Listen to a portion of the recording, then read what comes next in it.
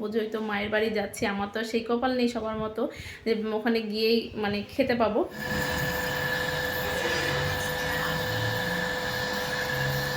এ বাবা, এরকম বলে কান্না করলে কি করে হবে?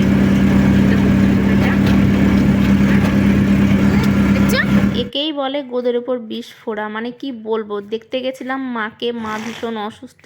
তো মা অসুস্থ, মেয়েকে নিয়ে গিয়ে মেয়ে এতটা অসুস্থ হয়ে গেছিল যে হসপিটাল আর বাড়ি করে করে পুরো অস্থির হয়ে গেছি।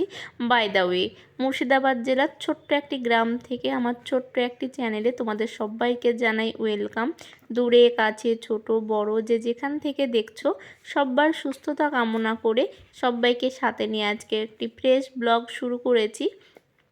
তো এখনও মানে সারাটা দিন ভিডিও দেখতে থাকো তাহলে বুঝতে পারবে। তো এখন আমি মানে নিজের বাড়িতেই রয়েছি। তো ভাবলাম যে যাওয়ার আগে বিছানাপত্রটা একটু কাচাকুচি করে যাই, আর কিছু কিছু জামা কাপড় রয়েছে সেগুলোও কাচতে হবে। তো যেহেতু আজকে হচ্ছে শুক্রবার, তো তোমাদের দাদাভাই সকালবেলা অফিস বেরিয়ে গেছে, আর আমাদেরকে বললো যে তোমরা সকাল সকাল বেরিয়ে যাবে, মানে যাবো বাবার বাড়িতে। তো সকাল সকাল বেরিয়ে যাবে, আর মেয়েকে নিয়ে আমি মানে ও আর কি তোমাদের দাদাভাই রাত্রিবেলা যাবে, ওই ডাইরেক্ট বাসে করেই চলে যাবে। ও যেহেতু অফিসে গেছে, অফিস থেকে যে গাড়িতে করে আসবে সেই গাড়িতে করে আমার বাবার বাড়ি পর্যন্ত চলে যাবে।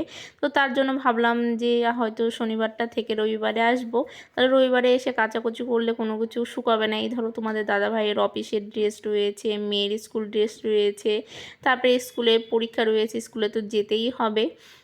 তো এইসব চিন্তাভাবনা করে সমস্ত কিছু মানে রান্নার ওইদিকে গুছিয়ে গাছিয়ে যা নিয়েছি, ভাবলাম আগে বিছানাটাকে ঠিক করে বিছানার কভারটাকে চেঞ্জ করি। তো এই যে বেড কভারটাকে তুলে নিয়েছি, আর আমি তুলে নিইনি, তুলে নিয়েছে মাম্মাম। তো মাম্মাম ভীষণ এইসব কাজগুলো করতে পছন্দ করে, সবসময় এখন বড় হয়ে গেছে, আমার হাতে হাতে কাজ করে দেওয়ার চেষ্টা করে। তো ও কিন্তু বাড়ি থেকে কিন্তু অনেকটা অসুস্থ, সেই অবস্থাতেই ওকে নিয়ে গেছি। আর মেন কথা বলি যে আমাদের এখানে না মুর্শিদাবাদে পুরো নেটওয়ার্কের এতটা প্রবলেম হয়ে গেছে, কোথাও কোনো নেটওয়ার্ক নেই। প্রায় এক সপ্তাহ ধরে আমরা নেট ছাড়া অচল হয়ে গেছি। তো বাড়িতেই বসে রয়েছি, তো ভাবলাম যাই, মা অসুস্থ তো ওখান থেকে ঘুরে আসি। তো তার জন্য আর কি, মেয়ে অসুস্থ তবুও গেলাম। আর এখানে করে বিছানাটাকে তোমাদের সঙ্গে কথা বলতে বলতে দেখো আমার কিন্তু তোলা কমপ্লিট হয়ে গেছে, আর মেয়ে কতটা আমাকে হেল্প করে দিচ্ছে দেখতেই পাচ্ছ যে কতটা হেল্প করে দিচ্ছে। এত ওকে বকাঝোকা করি তবুও শোনেই না, মানে সব সময় আমার হাতে হাতে হাতে হাতে এটা সেটা এত বকাবকি করি, মানে ও ভিডিওর সামনে ক্যামেরার সামনে এসে কথা বলতে কাজ করতে এত পছন্দ করে, আর বক বক বক বক করে চলে যায়, এই দেখো এই করছি, ওই দেখো বন্ধুরা ওই করছি। তো দেখতে পেলে ওই বেড কভারটা তুললো, জাস্ট আমি নতুন যে কাঁচা বিছানার চাদরটা সেটা আমি পাতলাম, সেটাও হাতে হাতে পেতে দিয়ে দেখো চলে গেছে একদম বাথরুমে, সব নিয়ে গেছে।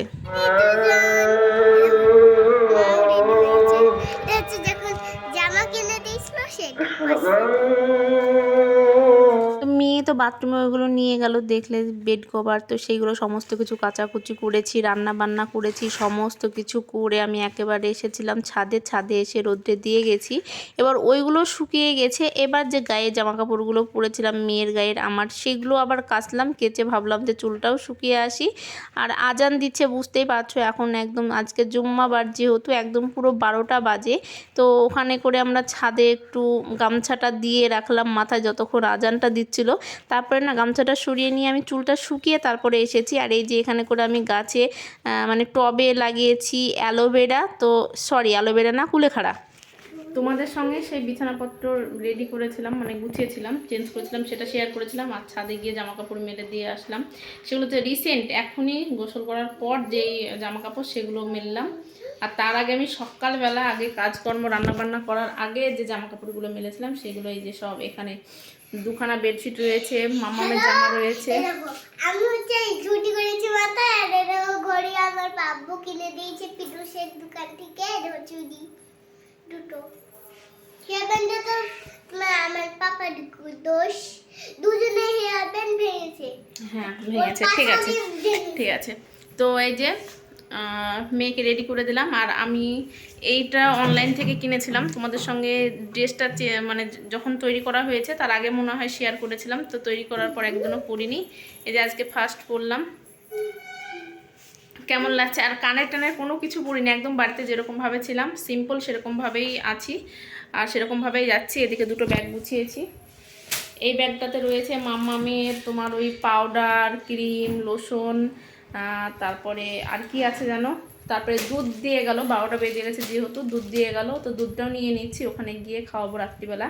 আজকে এখন আর খাওয়াচ্ছি না। আর তার সঙ্গে খাবার নিয়েছি, তরকারি করে নিয়েছি, যেহেতু গিয়ে রান্না করতে হবে, বোঝোই তো মায়ের বাড়ি যাচ্ছি, আমার তো সেই কপাল নেই সবার মতো যে ওখানে গিয়েই মানে খেতে পাবো, তো রান্না করে খেতে হবে। তার জন্য আমি এখান থেকে সব রকমের সবজিগুলো করে নিয়ে গেলাম, জাস্ট ওখানে গিয়ে শুধু ভাতটুকু রান্না হবে। ভাতটা হতে বেশিক্ষণ টাইম লাগবে না, গিয়ে গিয়ে ভাত চাপিয়ে দিলেই হয়ে যাবে। তো তরকারি 3 পদের রান্না করেছি। একটা হচ্ছে আলু দিয়ে, বেগুন দিয়ে, সিম দিয়ে একটা সবজি করেছি, আর তার সঙ্গে আলু আর বরবটি দিয়ে ভাজা করেছি, আর মানে ওই ল্যাটা মাছ ছিল, ল্যাটা মাছ দিয়ে আলু দিয়ে ভাঙা মতো করেছি, বিয়ে বাড়িতে যে এরকম করতো আগে, তো আমার খেতে ভীষণ ভালো লাগে। তো মামামের পাপা তো খায় না, মানে তোমাদের দাদা ভাই খায় না, তো ভাবলাম যে আজকেই নিয়ে করি, তাহলে মা আমি মানে আমাদের দুজনের খাওয়া হবে। তো যাই হোক সব কিছু রান্না করে নিয়েছি। আর রাত্রিবেলা তোমাদের দাদা ভাই যাবে, ও কোর্টে বেরিয়ে গেছে সকালবেলাতেই, আর আমরা এখন যাচ্ছি, ও রাত্রিবেলা যাবে। সব আপডেট দিয়ে দিলাম, ওখানে গিয়ে জানি না কি শেয়ার করতে পারবো না পারবো।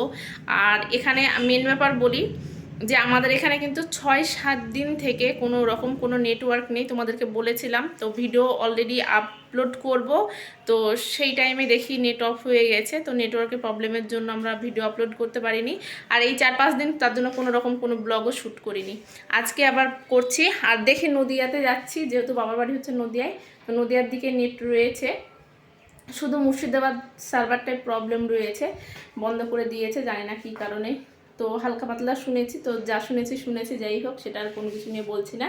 তো এই যে এগুলোতে গেল এই, আর ওইগুলোতে রয়েছে আমাদের জামা কাপড়, মেয়ের, আমার, ওর পাপার, সবার জামা কাপড় রয়েছে। চলো বক বক করছি না, অলরেডি অনেক লেট হয়ে গেছে, গিয়ে রান্না করে তারপরে আবার খেতে হবে, মানে ভাতটা চাপিয়ে তারপরে খেতে হবে। অলরেডি এখানে 12:30 বেজে গেছে। কিছু বলবে? Bye bye. আবার পরে ভিডিও হবে, চলো দেখতে থাকো, ঠিক আছে? আজকের ভিডিও দেখতে থাকো, আশা করছি তোমাদের ভালো লাগবে। আমি যেহেতু বাস জার্নি একদমই করতে পারি না, ভীষণ ভয় পাই, মানে শরীরটা এতটা খারাপ করে, গা গুলাই, কখনো বমিটা উঠে যায় না, গা গুলাই। তো তোমাদের দাদাভাই থাকলে তবুও কোথাও গেলে একটু সাহস পাই।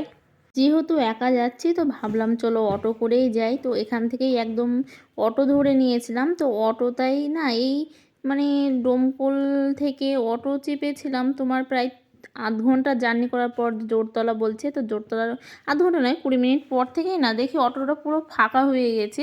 তো আমাকে ওই কাকুটা বলেছিল যদি জলঙ্গি পর্যন্ত গিয়ে দেখি যে কোনো প্যাসেঞ্জার হচ্ছে করিমপুর পর্যন্ত, তাহলে তোমাকে নিয়ে যাব, না হলে কোনো গাড়ি ধরিয়ে দেব। তো দেখো পুরো অটোটাই কিন্তু আমরা এখন ফাঁকা, একা বসে আছি। তারপরে কিন্তু জলঙ্গির পর এতগুলো প্যাসেঞ্জার ভর্তি হয়ে গেছে, পুরো প্যাসেঞ্জারে ভর্তি। তো যাই হোক তারপরে ওখানে গিয়ে সিচুয়েশন এতটা খারাপ হয়ে গেছে, কোনো কিচ্ছু শেয়ার করতে পারিনি। আর একদিন পর আজকে বাড়ি আসার টাইম, তো ওখানে গিয়ে একজনা মারা গেছিলো, তো তার জন্য একটু আপসেট হয়েছিলাম, কোনো কিছু শেয়ার করিনি, একদম ক্লোজ কাছেরই মানে রিলেটিভ আর কি।